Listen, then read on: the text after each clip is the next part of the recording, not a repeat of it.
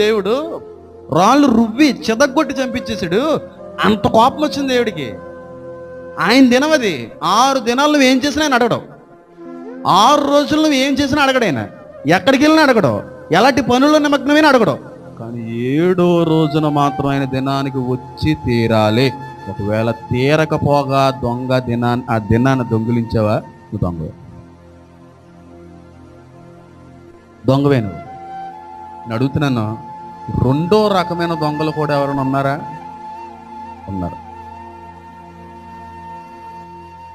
విశ్రాంతి దినం దొంగలించట్లేదండి, భయం వేయట్లేదమ్మా మీకు? అడుగుతున్నానండి.